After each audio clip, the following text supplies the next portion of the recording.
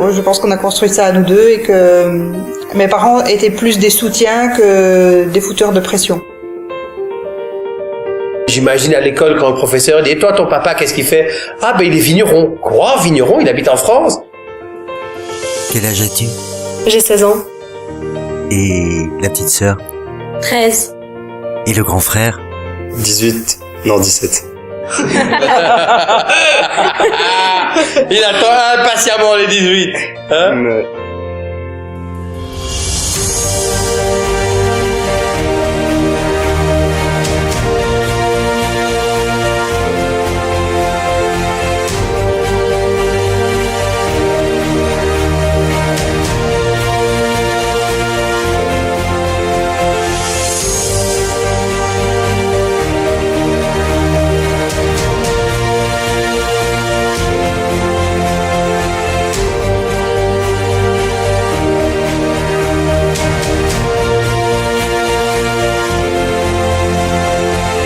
Eh bien, c'est arrivé que nous habitions Bruxelles, que j'avais une société à Bruxelles, que j'avais envie de changer d'activité, qu'on avait envie de revenir vers des activités plus axées sur l'environnement et la nature.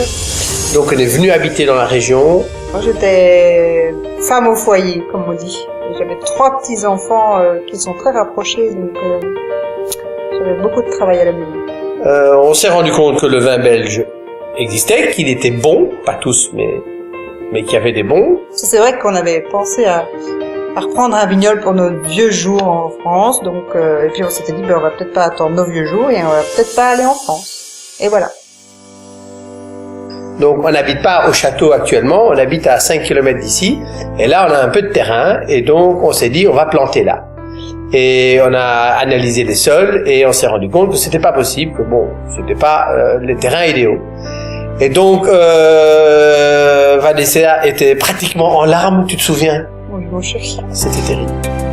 Et je dis écoute, voilà, c'est comme ça, ça n'empêche qu'on peut continuer à réfléchir au programme, au projet, et c'est peut-être trouver d'autres solutions. On dort dessus et puis on verra bien. Et donc effectivement, le matin, je me réveille et j'ai dit mais Vanessa, ton papa a un château, c'est à 3 km d'ici, pourquoi est-ce qu'on n'irait pas le voir pour lui dire qu'on voudrait créer un domaine viticole et puis on verra bien ce qu'il dit. Et alors très enthousiaste, mon beau-père a dit ah bah oui mais je pense qu'il nous prenait pas très au sérieux et il nous a dit oui mais c'est très bien, moi j'ai un terrain pour vous. Ah puis je dis ça c'est génial, je dis c'est où? Il me dit ici c'est quai aux briques, tu connais les quais aux briques? Et je dis non, le quai aux briques je connais pas, mais il dit viens monte dans ma voiture, je t'emmène. Et en fait on sort du château d'Allée des Tilleuls, on fait 100 mètres et il me montre un petit bout de terrain qui est derrière un mur, qui a 8 arts de surface et il me dit voilà c'est magnifique. Et là, je l'ai regardé, j'ai dit, mais Raymond, je pense que on s'est pas tout à fait compris.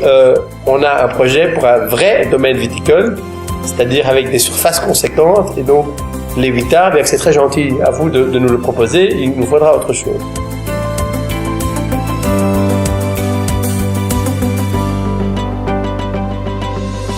En gros, les grosses étapes pour le démarrage d'un vignoble, ce qui, à mon avis, est un challenge quand même très important parce qu'il faut trouver des terrains, des bons terrains, c'est-à-dire on les fait analyser et il faut qu'ils correspondent aux critères habituels d'exposition, de pente, de préférence et essentiellement de la composition du sol.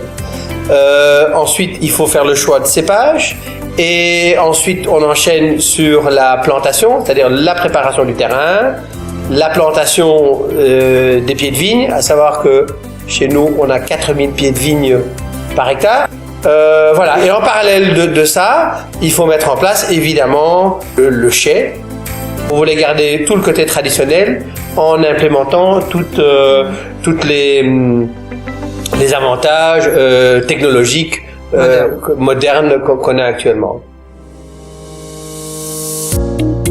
Et c'est là qu'on a une anecdote extraordinaire puisque bon, nos beaux-parents qui sont quand même, comme je l'ai expliqué, impliqués quand même dans le projet en nous laissant toute liberté, mais impliqués puisqu'on on les tient informés qu'ils occupaient encore le château à l'époque, ils nous regardaient, je pense, d'un œil un peu curieux et dubitatif. Et alors, on a sorti notre première cuvée sans leur dire. Et un jour, au coin d'une table, la table de la cuisine de nouveau, il y a beaucoup de choses qui se passent à la cuisine. Sans rien leur dire, on a débouché une de nos bouteilles et on l'a fait goûter à nos beaux-parents. Et en fait, ils ont mon beau-père qui généralement boit pas beaucoup de vin blanc en tout cas. Il a c'était des petits verres, il a bu un verre, paf, et il s'est resservi. Et là, Vanessa et moi, on s'est regardés, on s'est dit, yes! Là, on a tout gagné. Parce qu'il faut savoir que c'est quand même un grand épicurien. Et qui se sert comme ça instantanément un deuxième verre. Et ça voulait dire, notre vin, il est bon. Et voilà. Alors là, on lui a dit. Et je pense que ça a été aussi, c'est vraiment pour nous un moment important. Alors, donc une fois qu'on a trouvé les terrains, etc., il y a un choix qui a été essentiel dans ce projet, c'est que on ne voulait pas faire un projet qui n'était pas un tant soit peu éthique et durable. Or, la vigne n'est quand même pas la culture la plus propre de la planète, et donc on s'est retrouvé avec un vrai dilemme, c'est que planter de la vigne au nord nécessitait beaucoup de pulvérisation, et donc à ce moment-là, on était presque convaincu qu'on n'allait pas aller au-delà de ce projet. Et c'est à ce moment-là qu'on a découvert les cépages résistants. Et donc ce sont des cépages qui résistent beaucoup mieux, pas complètement, mais beaucoup mieux aux fléaux de la vigne qui sont le mildiou, l'oïdium, le botrytis.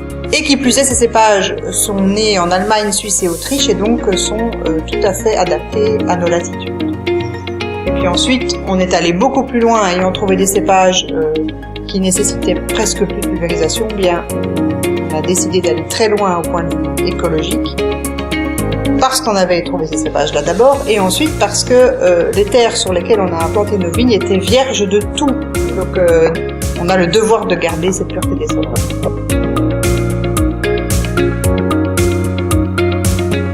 À titre d'exemple, on a des perchoirs pour que les buses puissent attraper les campagnols. Oui, donc on a mis des ruches, on a planté des haies avec les espèces indigènes, ouais. On a mis des nids à chauves-souris. Une chauve-souris peut manger jusqu'à 500 chenilles par nuit. On a ce qu'on appelle aujourd'hui des hôtels à insectes, c'est-à-dire des lieux avec des amas de pierres, de paille et autres qui servent de logis à certaines espèces. On fauche que 2-3 fois par an, donc c'est vrai que les espèces se suivent selon saison.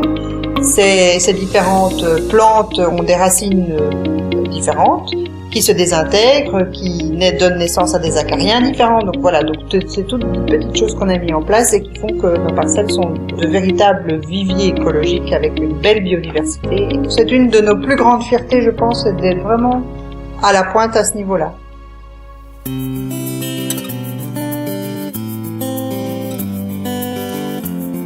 Dehors, on a été très très vigilant à respecter la vigne. Et bien dedans, ça veut dire en cuverie, on est très très vigilant à respecter le fruit. Donc notre maître de chai Mélanie, il a une belle phrase, elle dit au château de Bioul, le maître de chai est au service du raisin et ce n'est pas le raisin qui est au service du maître de chai. Ce qui veut dire que nous ne faisons pas des vins techniques. Ce qui veut dire qu'un vin va être différent, une cuvée d'une année à l'autre en fonction du climat. La ligne reste la même, mais les différences existeront. Ça veut dire qu'il va y avoir des années où on fera du rouge, des années où on n'en fera pas. Parce que dans notre gamme, on est essentiellement du blanc, d'un blanc tranquille, et des méthodes traditionnelles, blanc et rosé. Mais voilà, donc une année à l'autre, les cuvées changent et en fonction du climat qu'on a connu.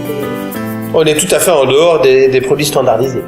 On a de l'argilo-calcaire, on a la moitié de nos plantations qui sont traversées par une plaque de schiste carbonifère. On a une partie un peu plus argileuse en haut.